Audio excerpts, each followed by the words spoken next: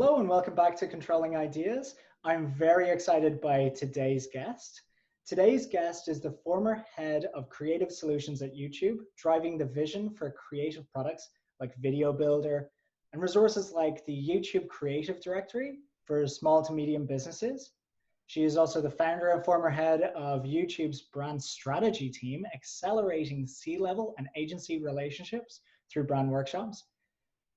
She's had 8 years leading partnerships at Google for technology brands like Intel, Adobe, 4 years in publishing and radio supporting clients like Mars, Kraft, WWE, General Motors, and most recently, she co-founded Canvas+Co this year to help more brands succeed in a video-first world. Today, I'd like to welcome Charlene Tassinari. Charlene, thank you for joining us. Thank you for having me. I'm excited to be here. What was the moment that you and Carly, your co-founder, realized that you wanted to found Canvas+Co? Yeah, it's funny because obviously spending a long career at Google, we got to see so many brands, both kind of growing and established brands. They were all struggling with this common theme around what to do in the constantly changing social and video landscape. And we saw they were really hungry to participate, but they just didn't know where to start. And so if you think about that, like an example, DTCs, they grew up on Instagram and Facebook. They were struggling with adapting their creative strategy and measurement strategy to other platforms. Or if you're a traditional marketer, you might have had challenges adapting to kind of this nimble, flexible environment that you had not really tested before.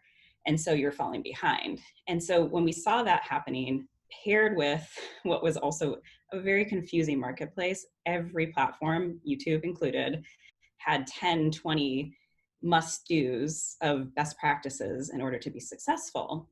And it just got so overwhelming for brands when we were working with them. And we saw this happening where we realized we could actually provide a ton of value and help simplify the space and really help give marketers the toolkit to be better cross-platform and video-first marketers.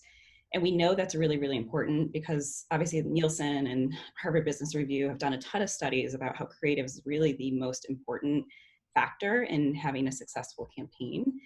And we believe, and we know, we see it every day, video is by far the most powerful creative canvas that you can have. And so here we are, about 8 months into building Canvas+Co. That's fantastic. And, I love what you're saying there, like just the power that creative actually has. I couldn't agree more. And, that's one of the things I always shout about in the class. For you now, you've been at Canvas, you've co-founded Canvas+Co 8 months ago. Like, what are some of the challenges that you guys have been facing in telling your own story and like getting out there and expressing your own message to the market? Yeah, it's funny because I look back on this and we left Google about a month before the pandemic hit, and that was obviously never our intention. So when we originally planned to start this business, we had wanted to do a bunch of keynote speaking and attend industry events in order to, talk about what we do, provide insights, and get our brand name out there. And what we've had to do to kind of modify our new business strategy is really rely on our network of connections, which I'm so grateful for. And it's been wonderful to have that happening, and being a former Googler, people are wonderful in that regard and connecting us. But also just, in fact, our offerings were intended to be in person too. So if you think about, live engagements and workshops, we had to modify that to go 100% virtual. And what we've found is because of kind of the Zoom experience, we've had to shorten content, make it more attention grabbing. So we've really had to modify a lot of things from what we first started. And while it's been challenging, at the same time, we keep saying it's really a blessing in disguise because we have been able to spend more time on our positioning and where we can actually stand out in this really kind of crowded agency consulting space. And I think we're really narrowing in on, we are video experts. We will help you and build with you a strategy and give you the education and tools that you need. We're not an agency, we're not a consultancy. So we've had this great place to kind of find our niche. And And I will say clients the other side too, like they're just more excited about video today than they ever have been. This desire to really build their brand more so than in the past with, just a product message targeting people, to the nth degree. It's more about, with COVID and social unrest, and people care about you as a brand and want you to show up. And video is a great way to tell your story. I love that. And I love what you were saying there about how, you've used this time to refine your message. I thought that was really interesting. And I think that's a moment where, we should be spending a lot of time just like kind of adapting, not just adapting actually, but also kind of learning from this and learning how we can do even better and be even more impactful. I was speaking to a friend of mine recently who said the quote, I think it was a George Orwell quote, which is like, why say a story in 2 words when you can say it in 1? And I thought that's very similar to what you're saying there about refining the message. Yes, because you can. Especially when you're building a business, it's so much white space. And if you think about, what you're good at, where you can provide value, where you get your energy from, you start to really able to kind of concisely limit your space. And for us, it's actually been really valuable. That's fantastic. And I also have to go back to the point about you were talking about the Google network. I think this is actually one of the reasons why we're connecting. It's because of the Google network. So just this is proof right here of how valuable that network has actually been. One thing as well is that, during this time that there is so much noise and so much information out there, and like video is growing, but then how are you kind of like advising brands like to earn the attention of customers through all of that noise and be able to stand out above everything else that's happening right now? Yeah, it's so hard because marketing today is really all about that attention. And I think that becomes overwhelming sometimes and hard to define for brands. And it's hard because if you don't have that attention, you can't do anything else. You cannot sell a product. You can't grow your brand awareness. Nothing can happen unless you've actually stopped somebody from scrolling through their phone. And if you think about people on their phone today, every day they're scrolling through about 300 feet of mobile content. That's like the height of Statue of Liberty on a daily basis. So in order to get somebody to pay attention to your message, which is not why they're on that platform, keep in mind, they've gone to TikTok for a very specific reason. They've gone to YouTube for a very specific reason. They're not there to watch the ads that you've put out there. So what we talk a lot about is the science of human attention and how brains are actually wired. And you can summarize that into 3 kind of key areas. One is need, one is emotion, and one is novelty. And so if you think about need, think about when you're hungry and you're in a meeting, all your mind can think about is getting out of that meeting and getting a snack, right? Basic how your brain is wired. Emotion, on the other hand, like you think about the basics of kind of happy, sad, angry, there's a lot of nuance when it comes to emotion. And there's things like sympathy and intrigue and surprise. And there's ways that brands can actually play with emotion that fits within what they're trying to accomplish. You don't have to always be the funny brand. I think that's also sometimes a misconception around emotion. Something that's interesting also about emotion is our name and personalization. We're really attached to our names. And so if you remember that Coke, it was the Coke campaign where I think it was Share a Coke, and it had people's actual names on the cans. That's why something like that does really well. And then I think finally this piece about novelty, I think is super, super interesting because we are wired to recognize patterns, but also breaks in patterns. So brands can really play with this and make sure you're not tuning out that message. Because if you think about scrolling again through your feed, if every ad, every image, everything looks the same, how do you break that pattern? One thing we always recommend too is how do you also think about patterns in a successful way? So take bumpers, for example, on YouTube, they're 6-second ads. You can't really say much, but you might be able to remind somebody with audio or a specific tagline of a longer form content piece that you've maybe had on TV or a 30-second or a minute spot someplace else. So it's playing with those three things around brain science and attention that really helps marketers build better creative. That's really fascinating. I'd never really thought of like utilizing like almost that small attention span, not to like necessarily push a message, but almost just to remind people to like almost like trigger them again back to that memory. Yep. It's Where super interesting.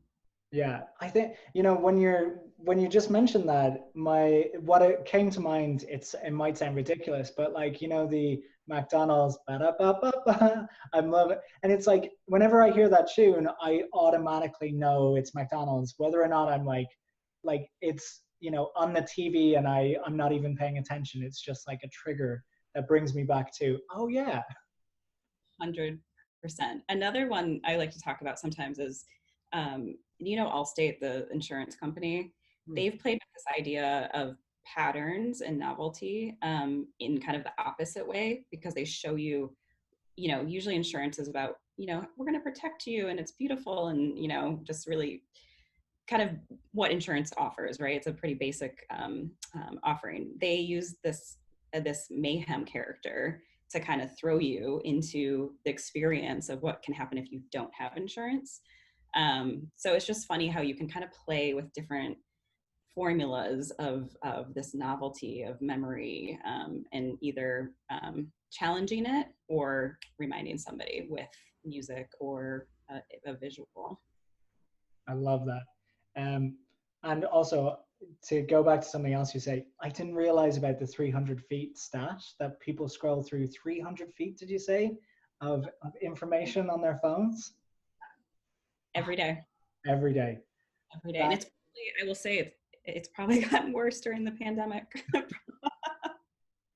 I probably shouldn't say anything because I'm definitely hooked on my phone. When you have a brand that has a great idea that they want to get across, but they're a little bit worried about like stepping into the world of video, I've spoken to people before that assume that there's like high production costs, and that the people won't take them seriously unless it looks a certain way. Like, what are some of the misconceptions that you kind of come across when it comes to brands like switching on video? Yeah, I think that video production piece is a huge misconception. That is historically where video is founded. Beautiful shot, hundreds of thousands of dollar TV campaigns. But in reality, production timelines and the costs associated with those have really fallen over the years. Brands can be so much more nimble today. You think about using your own employees or influencers, or there's so many free tools. Product that I worked on at YouTube Video Builder, in order to actually create quick and easy to test creative. So that's one misconception. The second one, I think, is that it needs to be of this really high production value. And again, I think like many times the more authentic UGC style, somebody maybe even talking at their phone, a customer review, somebody talking about the product, does perform better than sometimes these beautifully, long form pieces of content. And so I just think it's really important to lean into your authenticity as a brand and think about nimble and creative ways to get your message out there and test it very quickly. And that's the best part, is like you will get data back and you'll be able to modify on the fly. And I know you have advised both at YouTube and at Canvas+Co. You've advised like hundreds and hundreds of companies. Like, do you have like a favorite story of one of those companies like taking on your advice and seeing success from it? I do. It's funny. We get asked this a lot because sometimes it's hard to conceptualize like what can I do? How can I change? Like what are some of those like tactical things? One of my favorite examples is actually from the brand Purple Mattress, everybody's like favorite DTC success story. They came to see us at YouTube 4 or 5 years ago. Like I can't remember the exact time frame. They weren't as big as they are today. But it was interesting that they came in with this idea that they had really maxed out on their digital awareness, and needed to turn to TV as a next step in order to grow their brand. And we were like, let's actually look at some of the data and let's see what it's telling us. And we examined their creative that they were running on YouTube specifically. And while it was beautiful, it was funny, it was long. It was very, very long. And in that skippable format, what we found is that people were cutting off and skipping well before Purple's brand name was actually appearing. And so it didn't actually appear in the ad until like a minute and 30 seconds in. And as you know, from being a former Googler, that's just, you have 5 seconds to earn that attention. And if you don't do that, you're never going to build your brand, and people aren't going to associate that creative with you. And so we actually ran some surveys, and it showed that 95% of their target audience on digital didn't actually know the brand name Purple. So kind of pairing those creative insights with the customer insights that we were able to pull, we were able to help them modify their creative, cut it up so that it actually had the brand in the forward, those first 5 seconds, captured more attention, had people stick around, threw people into that action up front. And you'll see now they actually complement most of their advertising with short form and long form in order to build that awareness that they need. That is fantastic. Such a good example. Thank you for that. Yeah. One final question for me. What is next for you, and what is next for Canvas+Co? My goodness. It's been a wild ride, a wild year. But we are super, super, super excited about what the future holds. I couldn't have asked for, more opportunity to kind of grow as a leader, as a business founder. We've probably tackled more challenges in our short time than we would have in a matter of years and previous time. So we're excited about what 2020 is going to bring, and just, helping more brands. We get so much joy and energy from helping more brands figure this space out. It is really powerful. And if we can do more good and help more people do more good, we'll be happy. I love that. Well, Charlene, I know that you're exceptionally busy. Want to just thank you for taking out the time today. Thank you so much. Thank you for having me. Appreciate it.